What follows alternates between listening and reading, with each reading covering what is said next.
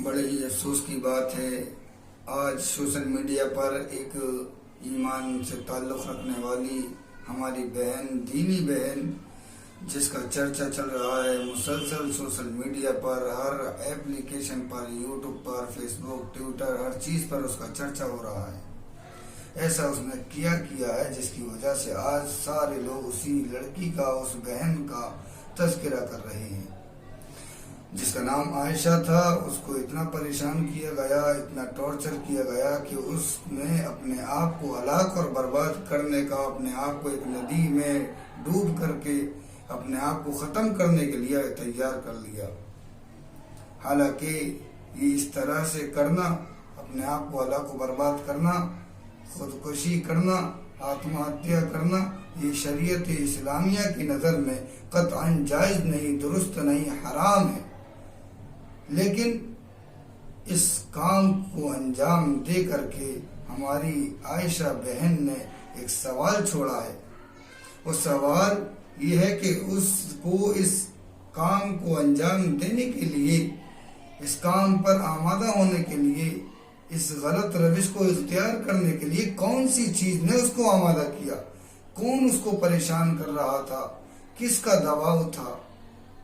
नहीं, लेकिन उस बहन आयशा ने सुसाइड करने से पहले एक क्लिप बनाई है, उसके अंदर अपने हालात को पेश किया है और ये भी कहा है कि मैं किसी के दबाव में नहीं इस काम को अंजाम दे रही, बल्कि मैं अपने माँ बाप की, अपने वालिदैन की परेशानियों को ख़त्म करना चाहती हूँ। कब तक मैं अपने वालिदैन के लिए बोझ बनी रहूँगी? तो उसका खुलासा कलाम ये है, जो बात निकल करके आई है सोशल मीडिया पे, जो चर्चा है, जो मैं आप हजरात को बताना चाहता हूँ कि हमारी एक आयशा बहन, जिसने अपने आप को नदी के अंदर डुबा करके हलाक कर दिया। बड़े अफसोस की बात है, रोने का मकाम है कि उसको किस काम ने इस काम को अंजाम देने के लिए आमादा किया, जिसने अपने वालिदैन के दिलों को तकलीफ पहुंचा दी। हालांकि सुकून पहुंचाना चाहती थी, अपने आप को बोझ समझती थी, क्योंकि उसके ससुराल वाले, उसका शौहर, वो जालिम शौहर, वो जलील, वो बेगैरत, बेहया, जिसने अपनी ज़बान को कुत्ते से ज़्यादा लंबी कर लिया और लटकाया रहा और मुतालबात करता रहा और उससे डिमांडें रखता रहा, अपने ससुराल वालों से तरह तरह के मुतालबात रखता रहा,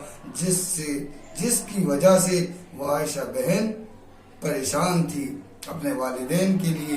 कि कब तक मैं अपने वालिदैन को परेशान करती रहूँगी, कब तक मैं इनके जुल्म व सितम को सहती रहूँगी। बिलाखिर उसने वो कदम उठाया और यूँ कहा कि मैं अपने वालिदैन को आराम देना चाहती हूँ, उनको राहत पहुँचाना चाहती हूँ, जिसकी वजह से उस बहन ने अपने आप को हलाक कर लिया।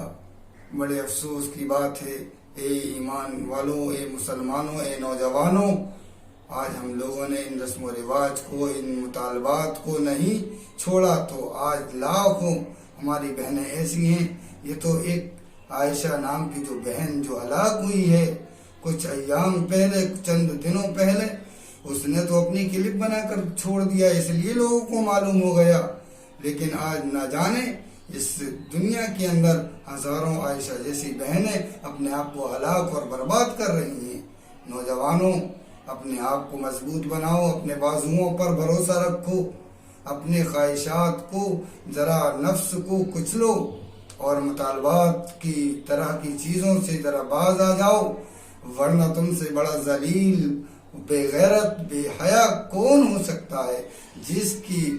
मुतालबात की वजह से एक उसकी बीवी ने अपने आप को हलाक करने का इरादा कर लिया। बड़े अफसोस की बात है, आज समाज के अंदर, मुआशरे में जगह जगह चर्चा हो रहा है कि गैर लोग मजाक उड़ा रहे हैं, ये कैसे मुसलमान हैं, लोग उसका फ़ायदा उठाते हैं। इसीलिए नौजवानों में आपको ये पैगाम देना चाहता हूँ, अपने आप को मजबूत बनाओ, इन तरह तरह के मुतालबात से बाज आ जाओ, वरना अल्लाह ताला हम सबको माफ़ नहीं करेगा। हमारे उलमा इस पर मेहनत कर रहे हैं और इसको रोकने की कोशिशें कर रहे हैं, फिर भी आज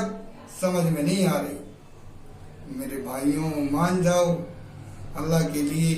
نبی پاک صلی اللہ علیہ وسلم کے واسطے اس رسم و رواج کو، دہیج جیسی بری چیز کو اور اپنے اپنے مطالبات کو رکھنا بند کر دیجیے. اپنے بازوؤں پر بھروسہ رکھیے کہ ہم اپنے بازوؤں پر اتنی طاقت رکھتے ہیں کہ ہم خود کمائیں گے اور اپنی عورت کا، اپنی بیوی کا، اپنے بچوں کا، اپنے ماں باپ کے اخراجات کو خود ہم اس کو ہینڈل کریں گے، خود ہم اس کو برداشت کریں گے.